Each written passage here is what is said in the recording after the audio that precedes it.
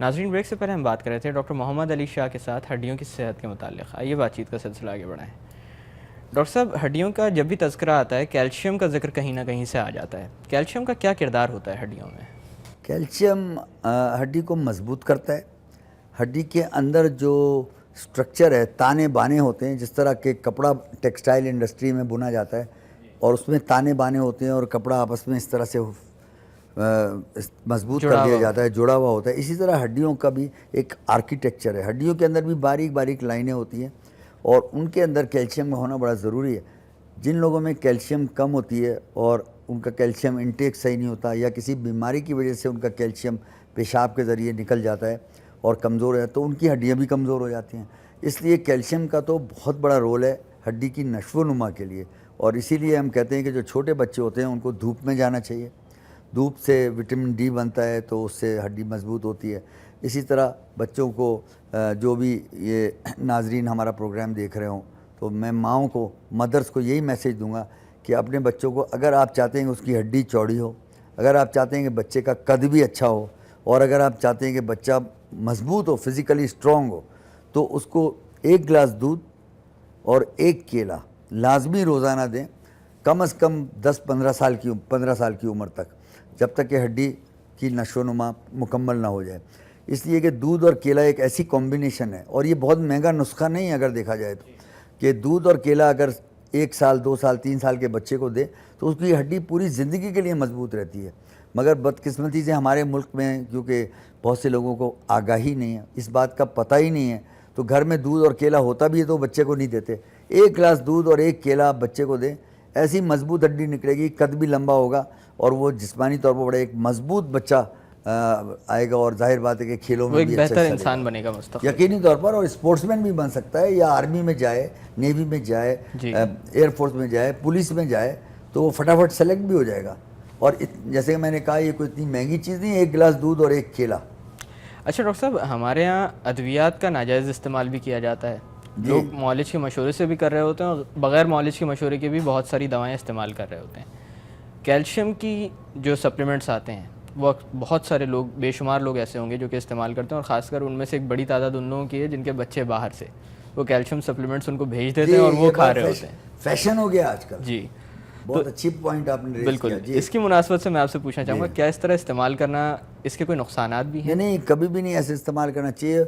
और आजकल जिन माँ बाप के बच्चे इंग्लैंड, अमेरिका और यूरोप कहीं या ऑस्ट्रेलिया चले जाते हैं, तो वहाँ से मुख्तलिफ़ किस्म के कैल्शियम की अद्वियात के डिब्बे भेज देते हैं, और शहरों में तो तकरीबन हर घर में इस तरह के डिब्बे मिलेंगे। मेरे घर में भी आपको 4-5 मिलेंगे। ये और बात है कि मैंने इस्तेमाल नहीं किए, क्योंकि इस तरह बग़ैर डॉक्टर की मर्ज़ी के, बग़ैर डॉक्टर के प्रिस्क्रिप्शन के दवा नहीं लेना चाहिए। जैसा कि आपने अभी ये पॉइंट रेज़ किया कि दवाओं से नुकसान भी हो जाता है, तो देखें, शहर में रहने वाले जो लोग हैं, हमें तो डॉक्टर मिल भी जाते हैं। गाँव गोट में आप जाकर देखें, विलेजेस में देखें, तो 100 गाँव हो जाएंगे, 150 गाँव हो जाएंगे, आपको कोई डॉक्टर नज़र नहीं आएगा। तो वहाँ पर जो मेडिकल स्टोर वाला होता है, फार्मेसी वाला होता है, वही डॉक्टर होता है। बिल्कुल। और ये मरीज़ उनके पास चले जाते हैं, फार्मेसी वाले के पास, वो भी क्वालिफाइड फार्मासिस्ट नहीं होता, और जाकर कहते हैं जी पेट में दर्द है, वो कहता है ये दवाई ले लो, बुखार है ये पैरासीटामोल ले लो, इन्फेक्शन है गले में तो ये एंटीबायोटिक ले लो। और वो एंटीबायोटिक दिए चला जा रहा है, उसको 3 हफ्ते तक ज़रूरत है या नहीं है। तो ये दवाओं का ये बड़ा गलत इस्तेमाल होता है। लेकिन बदकिस्मती से डॉक्टर्स ही इतने नहीं हैं, और जो डॉक्टर्स क्वालिफाई कर लेते हैं वो सब शहरों में रहना चाहते हैं, गाँव में जाने को कोई तैयार नहीं होता। आपको तो शायद मालूम नहीं है, लेकिन एक ज़माने में इंडिया में बड़ी अच्छी एक स्कीम होती थी, उसको कहते थे LMP, लाइसेंसिएट इन मेडिकल प्रैक्टिस। वो मैट्रिक के बाद 3 साल का कोर्स कराते थे। उसके अंदर जो सब्जेक्ट MBBS डॉक्टर को पढ़ाए जाते हैं वही पढ़ाए जाते थे, लेकिन थोड़े हल्का लेवल के ऊपर। मकसद उसका ये था कि वो जो डॉक्टर पैदा होते थे, LMP, लाइसेंसिएट इन मेडिकल प्रैक्टिस, वो सारे गांव गोट में, विलेज में सारे के सारे चले जाते थे, यानी निजी लेवल के ऊपर वो ट्रीटमेंट प्रोवाइड करते थे। जी, विलेज लेवल पर ट्रीटमेंट प्रोवाइड करते थे। फिर पाकिस्तान में भी ऐसा होता था, एक डिग्री होती थी, उसको कहते थे LSMF, डिप्लोमा होता था, लाइसेंसिएट इन मेडिसिन एंड सर्जरी। तो वो MBBS से कम सतह का होता था, और मैट्रिक के बाद 3 साल का कोर्स होता था। लाहौर में भी था LSMF का कोर्स, भावलपुर में भी था और ढाका में भी था।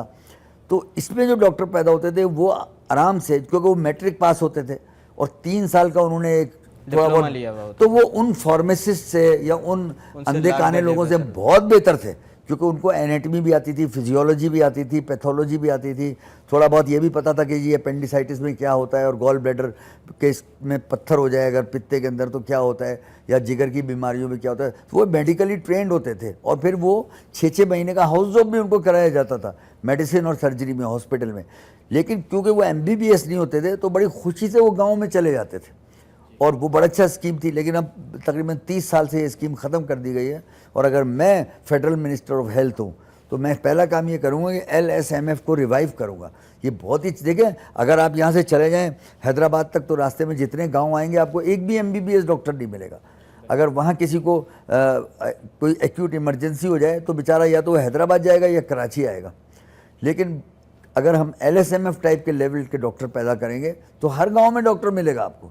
वो उससे बेहतर होगा जो दवाएं बेच रहा है वहाँ पर जनरल स्टोर वाला, और उसने जनरल स्टोर भी वो चला रहा है और उसने एक शेल्फ बनाया हुआ उसमें दवाएं भी रखी हुई है, फार्मेसी भी वो चला रहा है और खुद मैट्रिक पास भी नहीं है, और सारे लोग उसी को गांव में डॉक्टर कहते हैं, उसी से इलाज कराते हैं। तो आप सोच लें कि वो क्या इलाज करेगा। तो ज़रूरत इस बात की है कि अगर MBBS डॉक्टर नहीं जाते तो ऐसा ये कोर्स को दोबारा शुरू किया जाए, LSMF कोर्स को। डॉक्टर आसिम साहब भी ये कर सकते हैं, वाई नॉट। और ये मुल्क की बड़ी खिदमत होगी। ये कोर्स अब एबॉलिश कर दिया गया है और ये बड़े काम की चीज़ थी। डॉक्टर साहब यहाँ पर थोड़ी देर के लिए बातों का सिलसिला रोकते हैं इंतहाई माजरत के साथ। नाजरीन, वक्त हो एक छोटी सी कमर्शियल ब्रेक का। ब्रेक से वापस आकर हड्डियों की सेहत के मुताल्लिक़ मज़ीद बात की जाएगी। Keep watching the health show.